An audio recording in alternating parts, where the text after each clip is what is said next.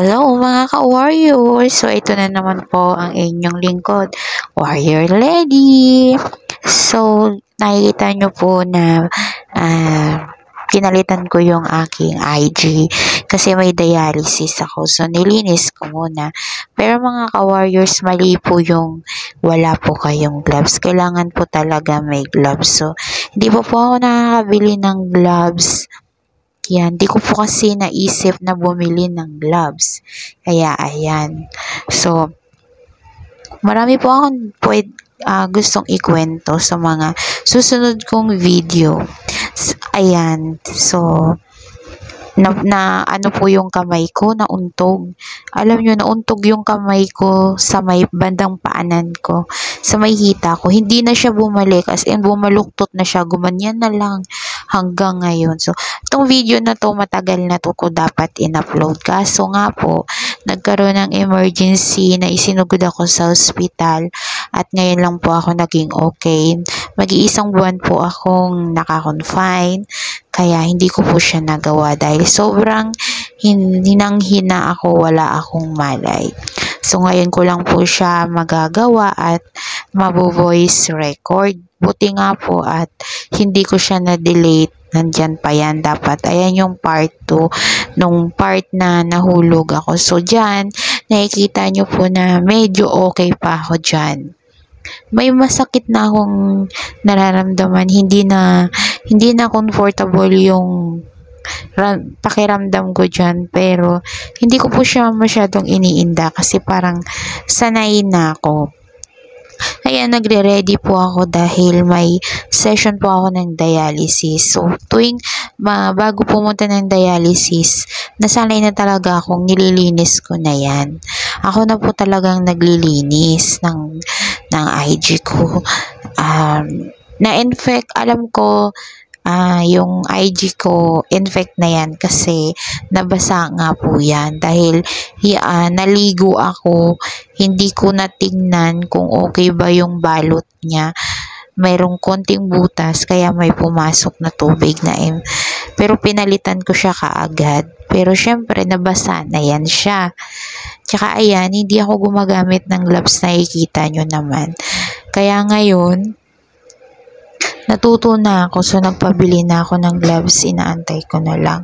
So, naglalagay po ako ng lotion na Johnson dahil sobrang dry po ng balat ko. So, kahit na ganyan po yung balat ko, balat kalabaw na. Social pa rin ang lotion natin, Johnson. So, Johnson lang po talaga ang pinapagamit sa akin. So, ayan, nasa dialysis na po ako. Nag-order na lang po ako ng pagkain. Yeah, hindi na po ako niya nakakalakad dahil nga po yung nahulog ako sa hagdan. Yan, kaya naka-oxygen na rin ako dyan. Ayan na po yung huling dialysis ko na medyo okay pa ako dyan. So, kasama ko na po dyan si mama. Yan. Nakuha ko pa pong mag-video dyan, diba? Pero, marami na pong akong nararamdaman na hindi maganda. So, pagkatapos niyan, ng dialysis, umuwi na kami. Tapos, ayan, kumain ako. Nanghingi ako ng pagkain. Sabi ko, gusto ko ng kanin at kape. Kasi tayo mga dinadialysis, minsan talaga may gusto tayong kainin na nire-request talaga natin. So, gusto ko kape para mainitan yung sikmura ko. Tapos, gusto ko isabay sa kanin. Pero may ulam na.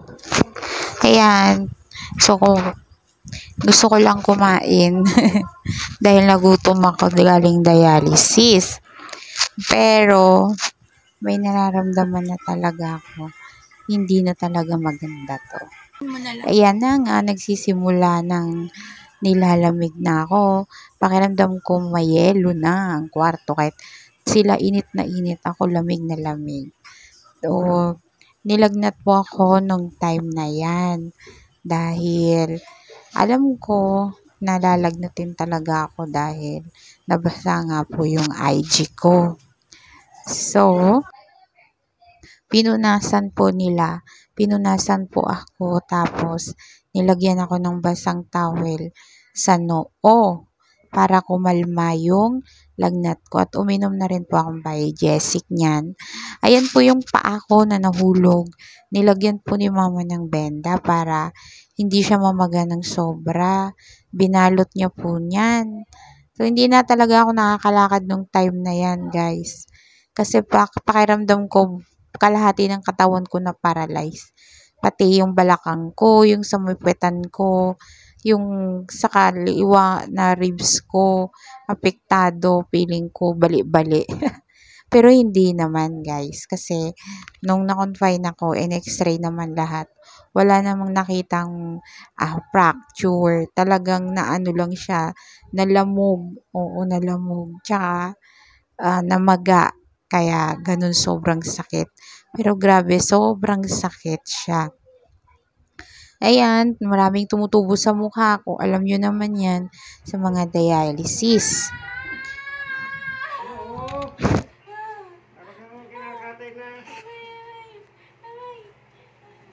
Sabi ko na baliktad ang paglagay mo eh.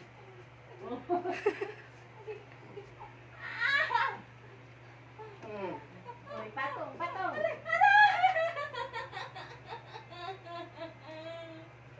Ate, natawa eh.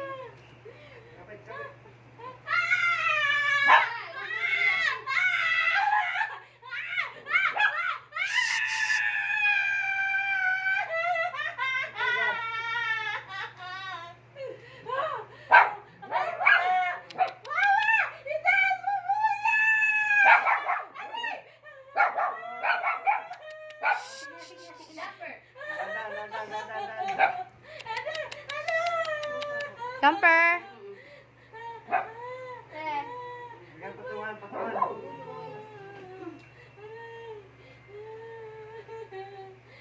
Hindi ka matulog, te.